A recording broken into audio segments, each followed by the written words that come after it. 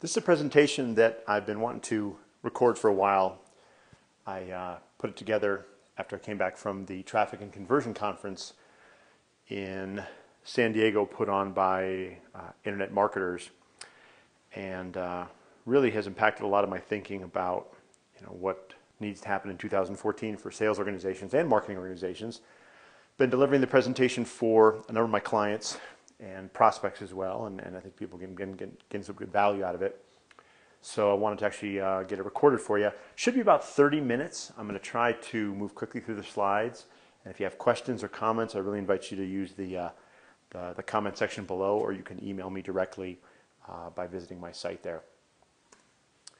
So rather than bore you with a lot of statistics and all the stuff out there and conversations on the internet about how much harder selling has gotten, I figure you can go look at your own. But needless to say that selling as a endeavor has gotten incredibly difficult in the last few years. It's been getting harder and harder every year, and it's not going to get any easier. One of the things I like to share with my clients is the reality that whatever you're doing today will not be as effective tomorrow. And probably by this time next year is going to be almost useless or significantly degraded. One of the frustrations I guess I have is when I'm delivering a presentation or talking about the convergence of sales and marketing and what leading internet marketers are doing. I get a lot of pushback in terms of, well, that's not my industry, you don't understand, we're different, and I sort of brush that aside. But the reality is I've been hearing I'm different and this doesn't apply to us for going on 20 years at this point, and in most cases, frankly in all cases, the folks that said that have come back a few years later and said, actually this does apply to us. So I thought it'd be useful, instructive to start with a distinction between sales and marketing. What is the difference? Really not complicated as far as I'm concerned. Selling is the stuff that happens when a human being interacts with another human being. It's when you need to get, let's just call them the expensive people resources involved. Marketing is the stuff that happens when a human being interacts with content, stuff that's scalable, right? And you can look at the diagram here, everything from social media, Facebook, LinkedIn, Twitter, to your website, your mobile, YouTube, landing pages, and even stuff with your name on it, collateral or logo gear or things like that. Those are marketing components because they allow you to reach your audience without having to involve a human conversation. One of the most common questions I get is, hey Townsend, is selling irrelevant at this point? Do we even really need salespeople? And the answer is absolutely yes. Fundamentally, this whole notion, this wave of sales 2.0 that we're never going to use salespeople anymore is pretty much nonsense. At the end of the day, somebody's got to ask somebody for money. Somebody's got to get the pen on paper. Somebody's got to take the deal across the finish line. Not in all cases, but certainly when you're dealing with anything more complex than a simple online transaction. The good old days of selling are long gone. At least they are in reality. Not everybody has got the memo yet, but back when I started selling, it was pretty simple, right? You cold called or knocked on the door of your prospect when I started selling. You delivered your elevator pitch. You were trying to get a demonstration and talk about your product or service and weave in a value proposition that was relevant to them. You spent 15 minutes asking at least seemingly insightful questions, and then you showed them your amazing product or service.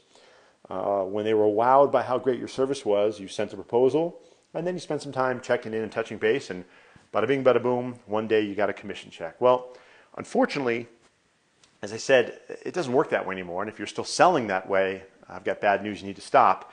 Unfortunately, most salespeople, most people in a sales role have never been taught anything else. They don't know any better because they haven't seen a better path, and that's part of the challenge, that we're still teaching people to sell today like we were 10, 15, 20 years ago, and that's part of the problem.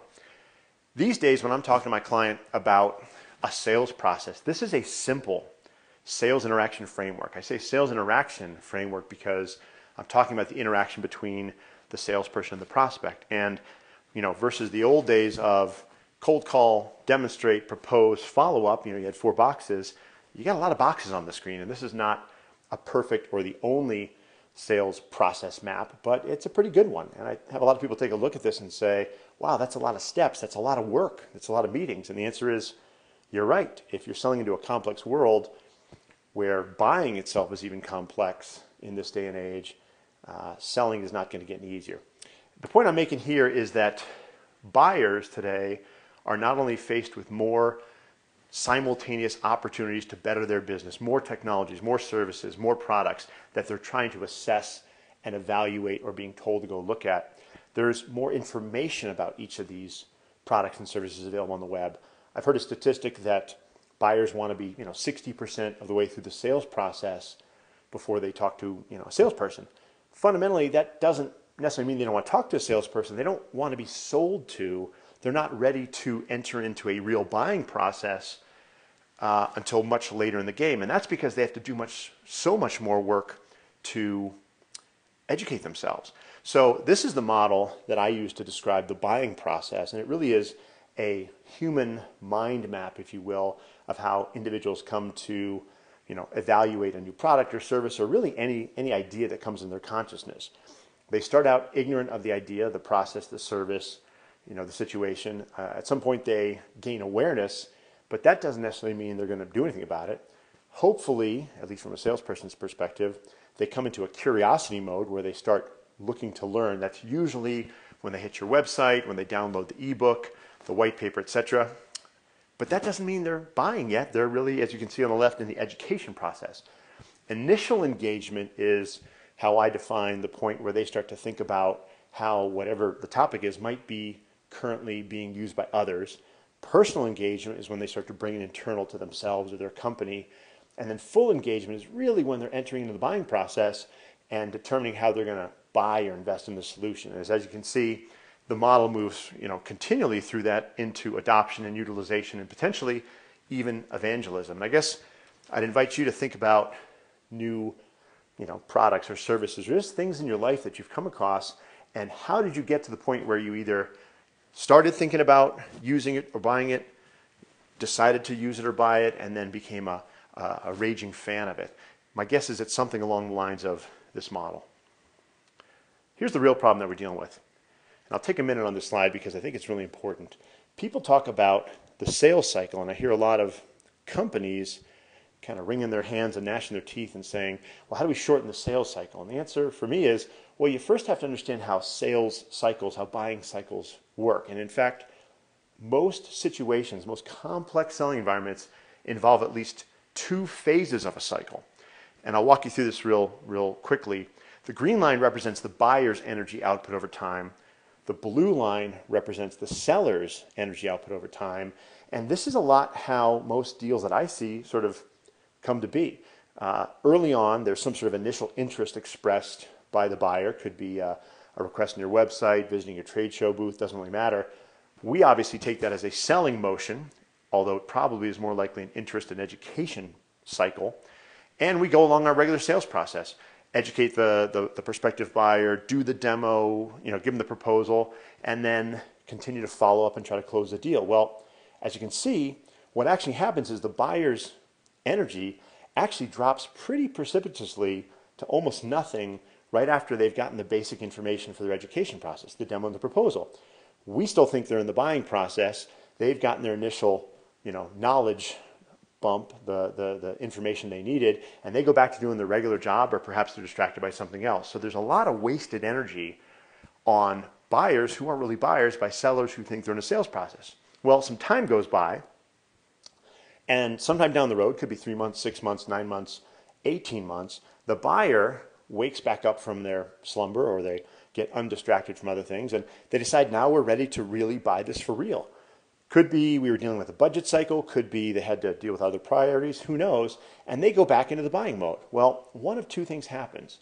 One option is, of course, they remember us, they call us, and they re-engage us in the selling and buying dance.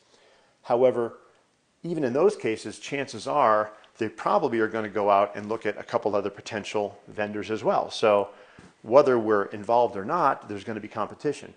Unfortunately, what I see more often than not is really the farthest right little blue box, and that is we call back to check in months later, maybe a years later, and they've bought from somebody else, and we missed that window. We missed the second blip on the line. Hopefully you've heard a lot about nurture marketing or inbound marketing, etc.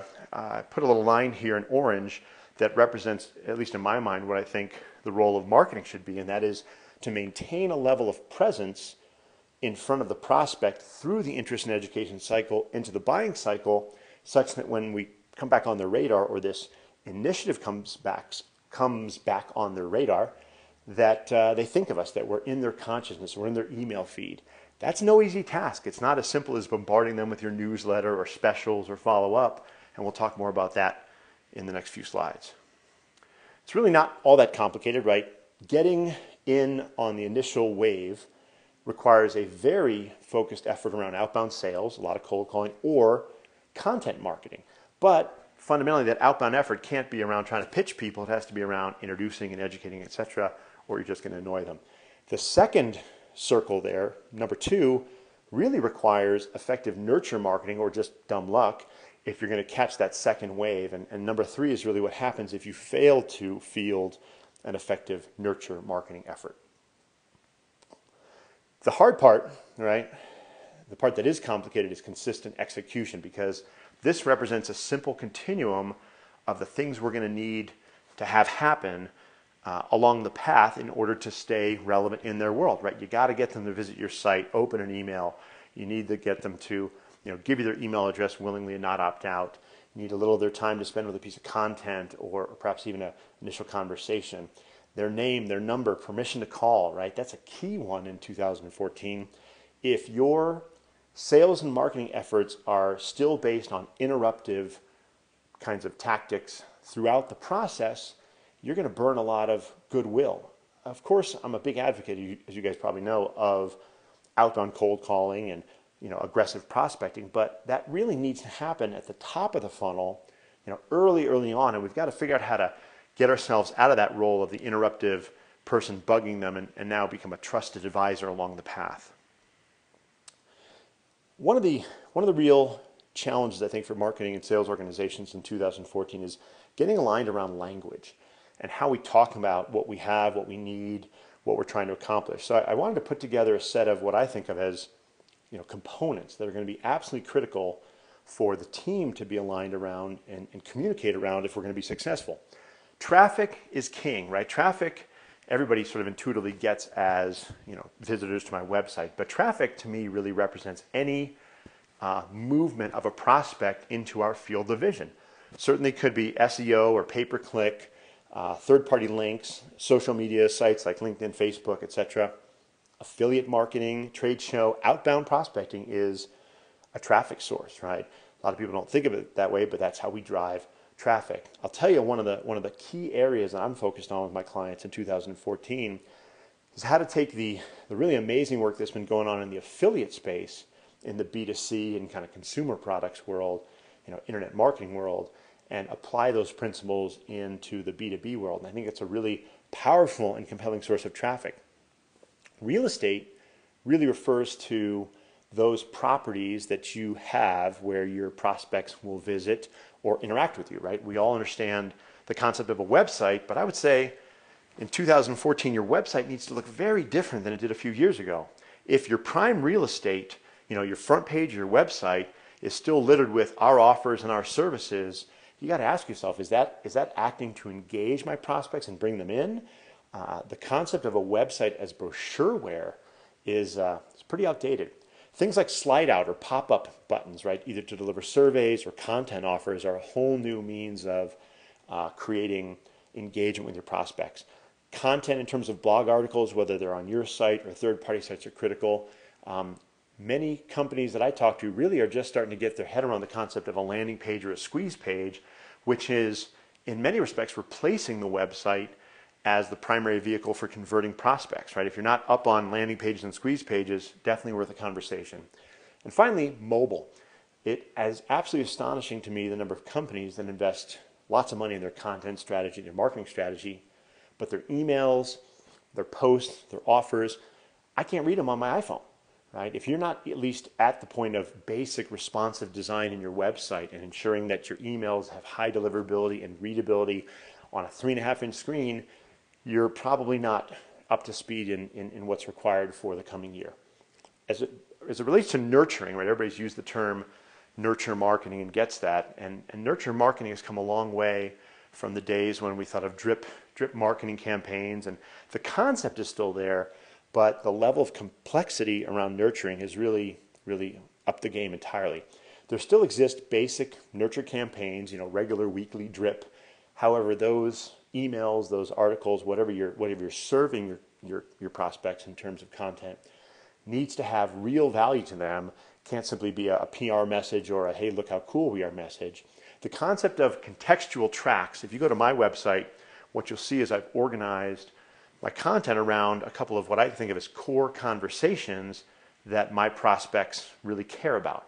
And what I'm trying to do with this is get people to opt into, or at least participate in, specific content tracks that allow me to understand what is it they care about and how far along are they in their learning process. So the degree to which somebody actually follows a track lets me know both what they're interested in, are they qualified, how far along are they in their thinking process, etc.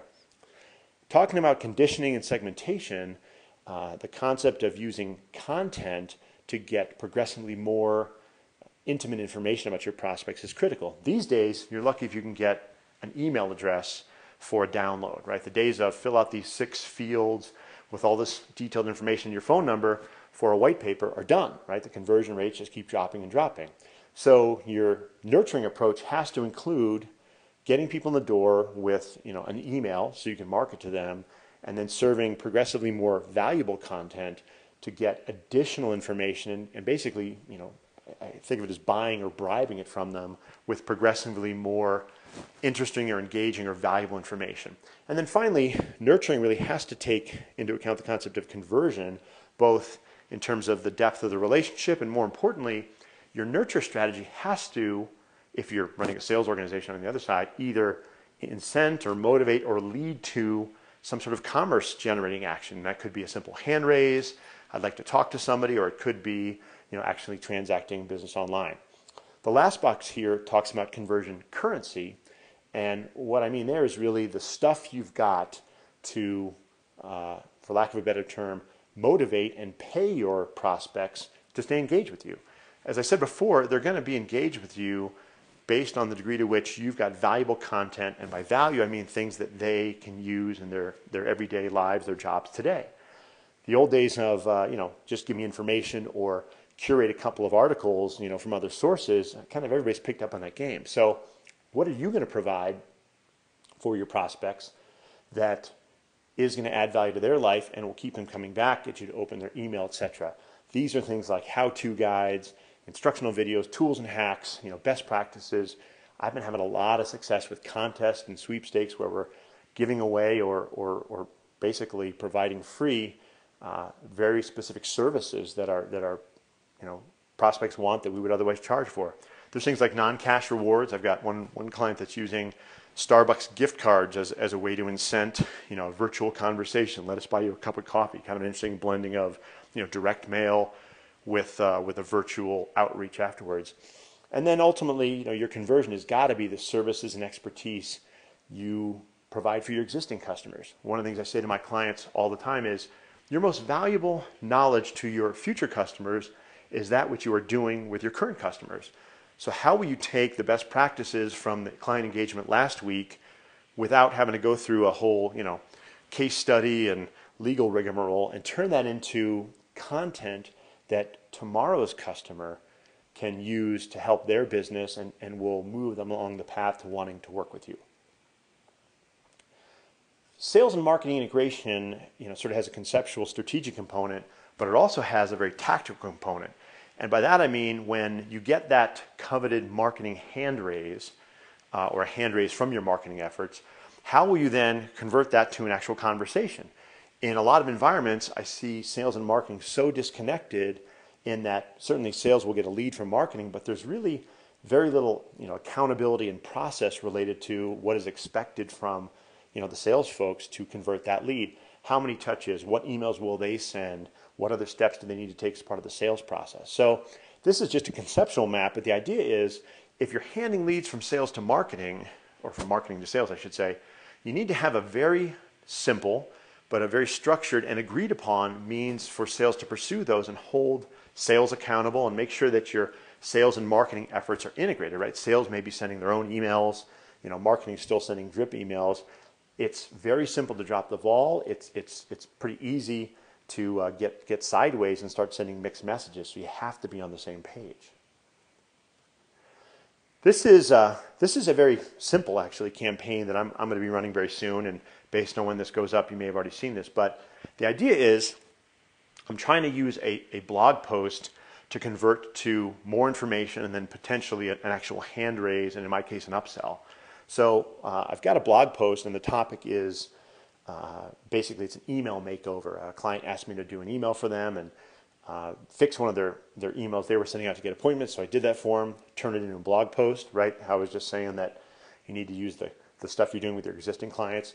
I thought, hey, what a great offer, what a great piece of content for my existing audience. So I've got the post, I've got a little video around that. I'm going to go to market with a couple of distribution or outreach techniques. So I've got my active outreach, my mailing list, LinkedIn messages, cold calling, and then I've got my passive social media, Facebook posts, tweets, LinkedIn, etc. All of this is going to drive traffic to this article. Well, in the article, there's a couple links that say, basically, click here to receive. Wouldn't you like me to do this for you? How'd you like me to write an email or fix one of your emails for free? That's going to take the prospect, if you will, to a landing page, which is essentially a contest opt-in, where I'm going to give away 3 of these email makeovers in exchange for, 4 or 5 fields of information. I expect a pretty good conversion rate, a pretty good click-through rate, because I think the offer is valuable, and we're going to play that up in the landing page there. Once the person has opted in, they'll receive a message that says, thank you, don't worry.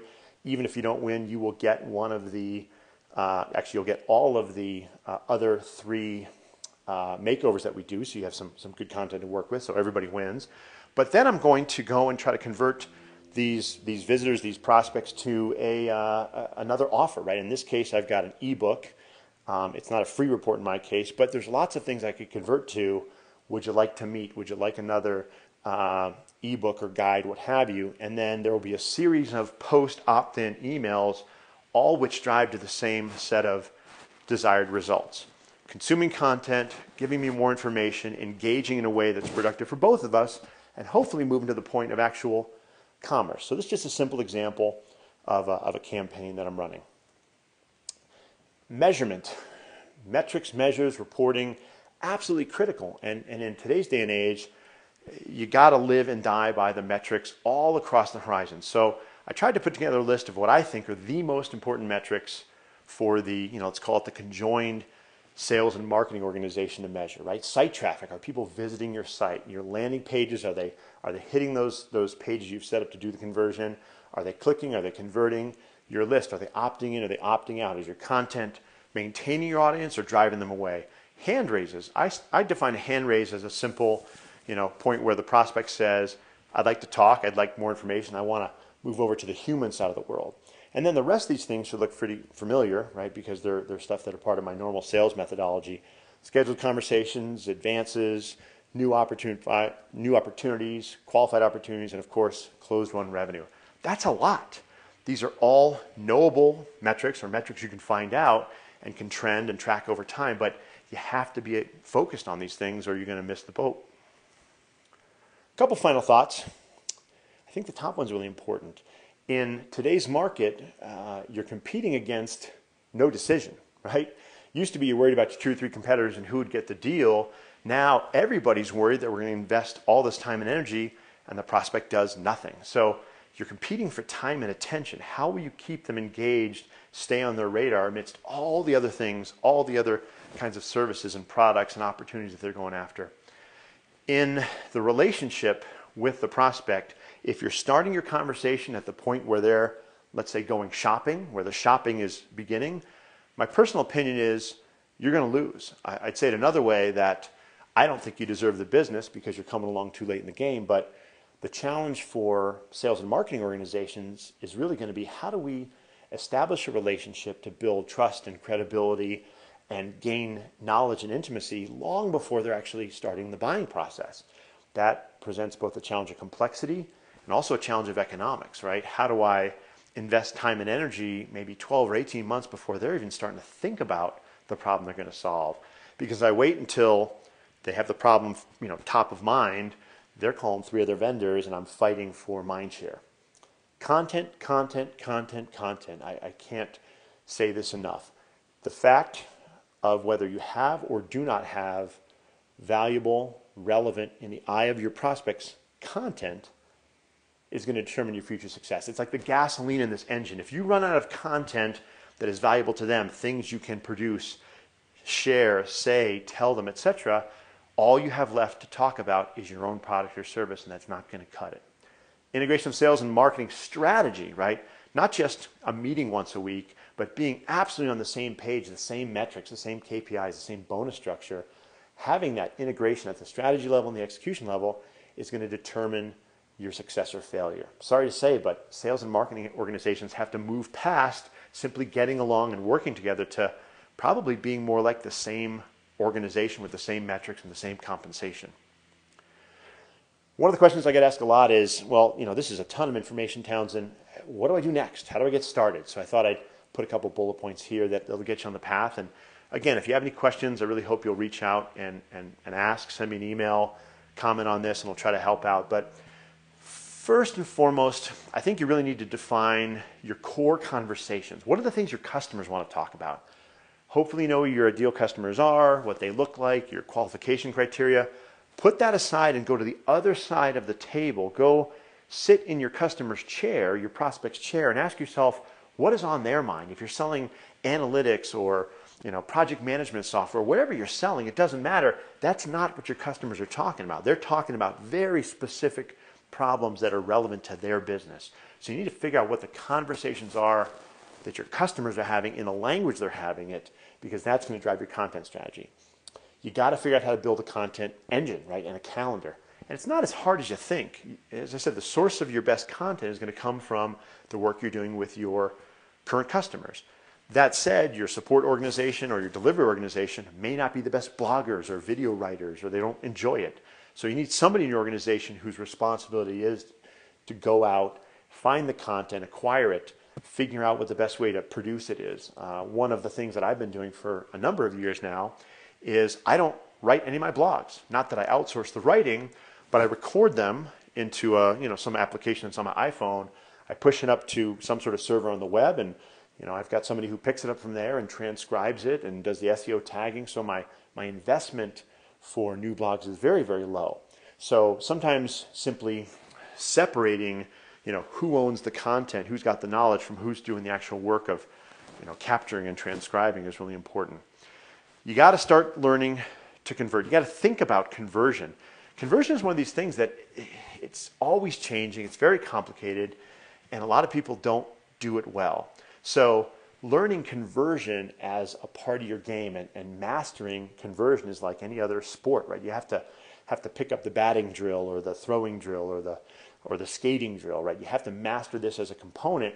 And I think the best way to do that is to figure out how to set up, how to create mini conversions with your friendly audience, right? Get somebody in your LinkedIn profile who you already know who will open the email to convert to your opt-in list, right? That's one of the things I did a couple of years ago that was very powerful and helped me learn a lot, was just, am I doing the right things? Am I setting up the right offers? Am I putting the right content? Do I have the right landing page to convert somebody I actually know or who should be expecting an email from me? So beginning to take conversion as a discipline and master it and study it. Tons of great resources on the web. So get to work. Finally, you're going to need to start researching and planning for what's your real architecture. Fundamentally, the stuff you have today, your CRM, your marketing automation tool, your website, chances are those are not going to be the tools that are going to work 2 years from now. You will have to change this stuff over. I have in the past year rolled out 2 separate marketing automation tools. I've revamped my website 3 times in the last 2 years. Okay, I'm a little on the aggressive and maybe obsessive compulsive side, but there's a whole new wave of technologies that are coming out designed to drive, content, engagement, and conversion and driving traffic, etc. So you're going to have to start thinking about, what is my architecture? What's the technology going to look like 2 years from now? Probably that as far as you're going to get in terms of an event horizon. But if you're at least looking 2 years out, you're going to start thinking and planning for how are you going to get the kind of economies of scale necessary to reach the audience and keep them engaged. Hope all this has been valuable. I hope I kept it under 30 minutes. My website's down there in the bottom. I have lots of content, specifically related to sales, marketing, integration, lead generation. And finally, if I can help in any way, please do drop me a line, leave a comment, or go to the site and there's a contact me form. Would love to help you out. Send more content your way. Thanks for watching.